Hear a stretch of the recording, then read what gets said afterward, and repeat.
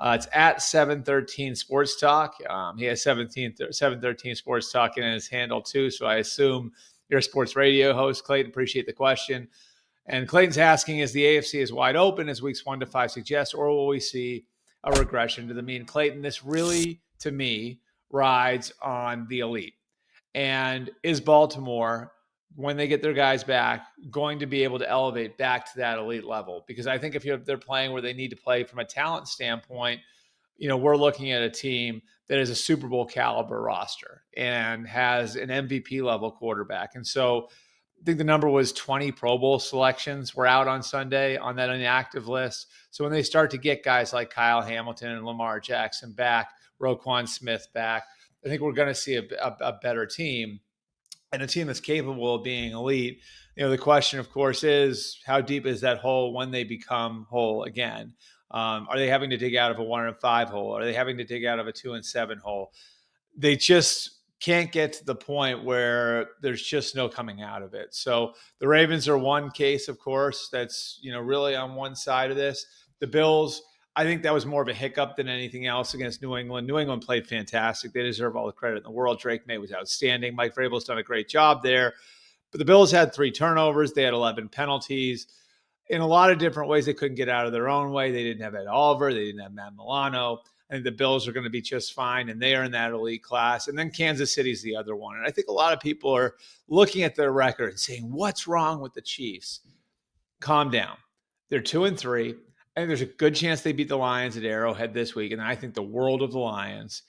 And what I saw on Monday night was a defense that's still playing at a high level, that just got beat on a couple of outstanding individual plays. The throw down the sideline from Trevor Lawrence to Brian Thomas. I mean, there's no defending that play. Trevor Lawrence, the outstanding individual effort to get up after stumbling in the red zone for the go-ahead touchdown there. And then Patrick Mahomes throws the pick 6. So the defense, I think, really did the job. And the offense is starting to come together. Their young running back, Brashard Smith, who they really liked during training camp, looks like he's going to earn a role. They've got some depth in the backfield now with Pacheco and Hunt and Smith in that mix. They've developed some players at receiver. Tyquan Thornton is at least a complementary weapon for them now. Xavier Worthy is starting to get his legs back underneath him. I think you'll see more from Noah Gray over the course of time. They have a left tackle who's a rookie, and Josh Simmons, who's still, I think, going to continue to get better and has already shown signs of how good he can be. And they've been without their very best skill position player for the entire season. Let me say that again. They have been without their best skill position player. And I don't think it's all that close for the entire season. Rashee Rice has not played a single snap. They're going to be without Rashee Rice for one more game. They believe Rashee Rice can be a top 10 receiver. So this is an offense that was already playing well, that played well in that Jacksonville game on balance. They had the one big mistake, but other than that, they were able to put the team ahead late in the fourth quarter. I think Patrick Mahomes is playing again at a very high level. The Chiefs are going nowhere, folks. So you've got the Bills, you've got the Chiefs. If the Ravens can pull themselves off the mat, then the AFC becomes what we thought it was. If the Chiefs regress, if the Bills, this sort of toe stubbing that happened on Sunday night, if that turns into more than what we saw on Sunday night, then maybe the door gets cracked open a little bit more. But right now, I'd say those 3 teams are still the class of the AFC.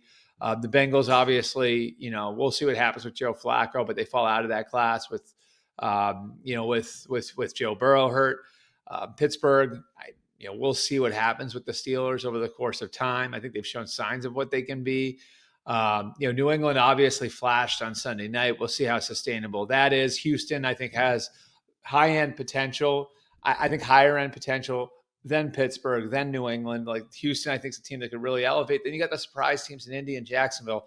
There's real depth there. But again, if Kansas City, Baltimore, and Buffalo are firing on all cylinders, I still think they're the 3 best teams in the conference. So how wide open this is rides on how those teams play in November and December. And they're working themselves there as the best teams in the league generally do in this era of the NFL, where you use September and October to figure out just who you are as a football team in a given year.